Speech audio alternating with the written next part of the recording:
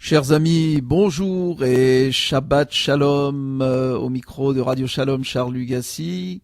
Alors une nouvelle émission des délices du Shabbat, cette fois avec la préparation au Kiddush. Nous verrons par après le Kiddush en lui-même, mais aujourd'hui il sera question de la préparation. C'est tout un art que de se préparer au Kiddush. Eh bien, en sortant du Beth Knesset, du temple, de la synagogue, le Shabbat, le soir, on dit, et c'est rapporté dans le Talmud Shabbat 119b, que 2 anges se joignent à chacun des fidèles afin de les raccompagner à la maison. Et c'est connu. L'un d'entre eux est bon et recherche uniquement le bien de la personne. L'autre est mauvais et mieux vaudra ne pas attirer son attention. Et si en arrivant chez soi tout est bien organisé, le premier, le bon, fera une bénédiction en souhaitant au maître de maison de retrouver une pareille harmonie la semaine suivante. L'ange mauvais, quant à lui, acquiescera, mais il le fera contre son gré et répondra « Amen ». Et si ce n'est pas le cas, si c'est l'ange mauvais qui fera part de son souhait, et le premier sera tenu de répondre « Amen » contre son gré également. C'est la raison pour laquelle il faut s'efforcer de préparer convenablement la maison afin de mériter la bénédiction du meilleur des 2 anges. Alors en quoi faisant? D'abord, ne pas tarder au Beth Knesset. A priori, l'accomplissement de la mitzvah de Kiddush se fait dès que possible, une fois le Shabbat arrivé. C'est la raison pour laquelle, de suite, après avoir fini la prière de Harvit, il faut s'empresser de rejoindre sa famille pour accomplir la mitzvah du Kiddush. En arrivant à la maison, on dira à voix haute et avec enthousiasme « Shabbat Shalom ». On veillera à faire régner la joie, la bonne entente en l'honneur du Shabbat et des anges qui se trouvent à nos côtés. D'après la Kabbalah, il faut embrasser la main de sa mère le Shabbat au soir en revenant du Beth Knesset. C'est ainsi que faisait le Harizal. La bénédiction des enfants. Dans la plupart des familles, on a l'habitude de bénir les enfants avant de commencer le repas. Ce moment est particulièrement favorable du fait que l'on vient de mériter la bénédiction des anges que l'on désire transmettre également à nos enfants. Cependant, certaines personnes attendent d'avoir terminé le Kiddush pour bénir leurs enfants. Dans certaines communautés, la bénédiction se fait de suite après Harvit. Généralement, cette bénédiction est composée de la Birkat Kohanim qui est introduite par certains versets. L'un de ces versets renferme des éloges adressés à Hachem. Certains de nos maîtres expliquent cet usage en rapportant un enseignement du Zohar, selon lequel une bénédiction octroyée à un ami ne peut avoir d'effet que si auparavant il a été mentionné les éloges du Créateur. Il est possible de rajouter des prières personnelles, formulées dans sa propre langue et avec des mots qui nous sont plus particulièrement familiers et qu'on comprend. Les enfants ont l'habitude d'embrasser la main du Père au moment de la bénédiction. Nos sages affirment dans le Midrash que les versets de la Birkat Kohanim englobent toutes les bénédictions possibles. Cependant, il faut retenir que la véritable bénédiction du peuple juif réside dans le fait que chacun grandisse à l'image de nos ancêtres les tzadikim. L'abondance matérielle n'est pas toujours source de bonheur.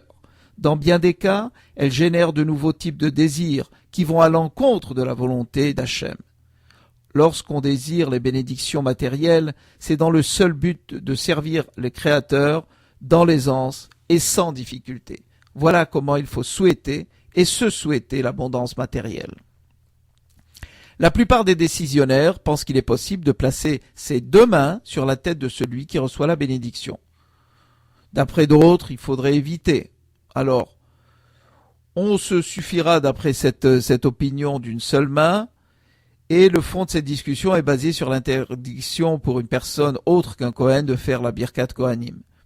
Pour éviter d'enfreindre cette interdiction, il faudrait marquer une différence, mais assez remarquable, pour distinguer une bénédiction classique de la Birkat Kohanim uniquement réservée aux Kohanim. Il est évident que si on n'est pas un Kohen, ça n'est pas le même sens qu'il faut donner à la Birkat Kohanim. Dans la plupart des communautés, bien sûr, on commencera par entonner le Shalom Aleichem. On a l'habitude de réciter ce passage et il est récité en l'honneur des deux anges qui se sont joints à chacun d'entre nous en sortant du Beth HaKnesset le Shabbat, le soir du Shabbat. Ensuite, c'est le Eshet Hayil. On récite également une partie du dernier chapitre de Michelet, des Proverbes, dans lequel le roi Shlomo fait des éloges à la femme vaillante et courageuse. Il y a deux raisons essentielles à cela, qui sont rapportées dans les écrits. À ce moment-là précis du Shabbat, il convient plus que jamais d'être reconnaissant envers celle qui s'occupe durant toute la semaine à préparer la maison en l'honneur de ce grand jour de Shabbat. Chaque verset récité est en fait un compliment pour la maîtresse de maison. Ce passage fait allusion à Hachem, et là, Hachem est appelé la Shechina, et Shlomo HaMelech, le roi Shlomo, y détaille différentes louanges qui sont en fait des éloges récités face aux bienfaits du Créateur. Les Chachamim considèrent la femme comme étant la Akeret Habayit, l'essentiel de la maison, le pilier. C'est elle qui est censée former, façonner l'atmosphère nécessaire pour élever la famille à un haut niveau. C'est elle qui, en étant à l'intérieur, va transformer la maison en forteresse, afin de prévenir et de détourner les mauvais esprits qui pourraient nuire en y pénétrant. C'est pourquoi il y a le verset qui dit « Sophia alechot beta velechem atzlut lotochel ». Elle dirige avec vigilance la marche de sa maison et ne mange jamais le pain de l'oisiveté. Les commentateurs expliquent qu'elle observe constamment la conduite de sa famille et s'efforce de la rectifier avec sagesse, avec crainte. Elle est sensible aux besoins de chacun. Et elle ne s'attarde pas durant son repas. On le constate tous chez chacun de nous. Même lorsqu'il est nécessaire de se trouver à l'extérieur, la femme juive, la Eshet Hayil, elle dirige ses pas vers la maison. Elle ne cherche pas à la fuir constamment. Elle est consciente du fait que sa mission et sa vocation se trouvent à l'intérieur. Le verset affirme « Toute resplendissante est la fille du roi dans son intérieur ». Mais comme on l'a déjà soulevé, la vraie valeur et le vrai plaisir se trouvent à l'intérieur. C'est la crainte du ciel et c'est en cela que la tsniout est importante. Qu'est-ce que c'est que la tsniout ? C'est la discrétion, la modestie, l'effacement. Et cela ne sont pas des buts en soi. La Torah ne cherche pas à étouffer ou à limiter qui que ce soit. Au travers de la tsniout, la Torah veut tout simplement rappeler à la personne sa vocation, sa mission, et lui éviter ainsi de sombrer dans l'oubli, en risquant de s'attacher ou d'attacher de l'importance à des personnes qui ne le méritent pas. La tsniout, c'est un moyen qui est mis à notre disposition afin de pouvoir évaluer et estimer son niveau sur l'échelle des valeurs de la Torah. On nous met en garde, lorsque tu as tendance à mettre en relief ta personne, sache que tu t'éloignes de la volonté du Créateur.